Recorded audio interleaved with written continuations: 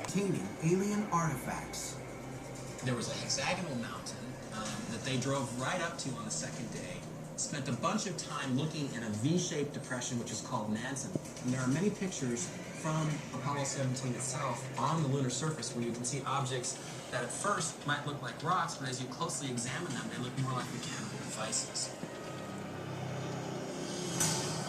Credibility and sort of gives it that morsel of truth that you really want to latch onto and make it something that you can really believe in.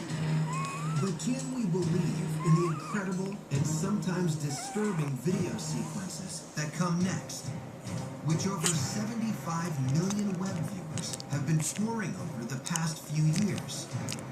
After the lunar module seemingly has touched down, revealing footage shows the lunar terrain outside the vehicle where another lane, perhaps a Russian one, stands tall. Then the cameraman, perhaps Rutledge himself, pans the camera around the craft and catches something unexpected. The other thing that is inside this lunar module looks like It's a mothership, and it's sitting on the lunar surface, and even looks like it has a sloped top, and a little thing on top. And once you look at that and you're startled, you say, wow, that's very interesting. While D'Antonio is quite curious why Buzz Aldrin disavows any knowledge of this saucer, he is intrigued by how intricately constructed it appears to be. And it has these intervals of evenly spaced compartments moving around the outside. I find that compelling because those don't look like naturally occurring objects. The veteran photo analyst believes this official Apollo 11 picture is not the result of a trick of light or any other optical illusion. He contends it is real, and his findings could lead many researchers to deem it the smoking gun that UFO and alien believers have longed for, despite Aldrin's refusal to address it. Whether this was actually the famous Apollo 11 UFO seen during the transit to the moon by the Apollo 11 crew, that remains to be discovered somewhere else down the line.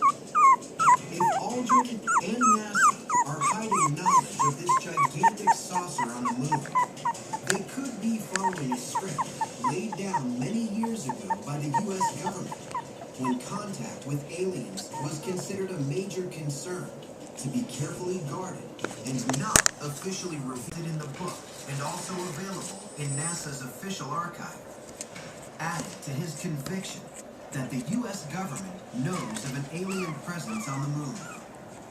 And he embarked on a mission to help bring the best images into the public spotlight and alert our citizens of the considerable stakes involved. U.S. Defense Department concerns about apparent alien activity in space and on the moon have been confirmed by a top military expert, and the photographic evidence in NASA's own archives suggesting there might actually be ET lunar bases with potential nuclear capability is frightening, especially when compared to one of the most dangerous confrontations in history, which could have ended human civilization. Having seen the pictures that triggered the Cuban Missile Crisis, I look on these images as even more provocative, even more suggesting that somebody is building structures where they shouldn't be, on our moon. Now, if we kind of draw a parallel with what's going on the moon, maybe we're actually seeing some sort of staging post that in the same way Cuba was a threat to the United States in '62, the moon is subtly and slowly Possibly represent. Here in this digital simulation of what it might be like to fly in from space and circle the structure, we can see what it might look like up close, either today or in the moon's distant past. Unmanned missions, spacecraft missions to Mars that had been launched by NASA that we lost several. And these were expensive missions, and as they got closer to Mars, suddenly they just stopped operating. It didn't happen just once, it happened at least 2 times, where we lost billion-dollar spacecraft for unknown reasons, and NASA still has never come forward with what they know really happens. Is NASA withholding information about a dangerous alien presence operating around Mars? Recent photographs taken by the Mars Curiosity rover suggest a UFO similar to what seemingly destroyed Russian and perhaps US space probes might still be patrolling the Martian skies. Earlier this year, the rover's cameras captured an almost identical cylindrical-shaped UFO as the one Phobos 2 photographed back in 1989, right before it was obliterated. This time, the cylinder appears to be rocketing over the planet, remaining in view for roughly 10 minutes before disappearing. Researchers first believed the moving image resulted from the camera shutter staying open, producing a time-lapse effect. But upon examination, the shutter speed was normal. Alarmingly, some military insiders say the U.S. government is keenly aware there's a real ET threat facing us. We were aware that there was a possibility of an unknown presence, possibly alien, extraterrestrial, near the Earth.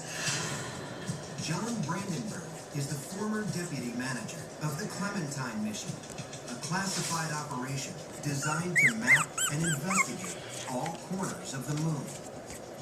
It was a photo reconnaissance mission, basically to check out if someone was building bases on the moon that we didn't know about. Were they expanding them?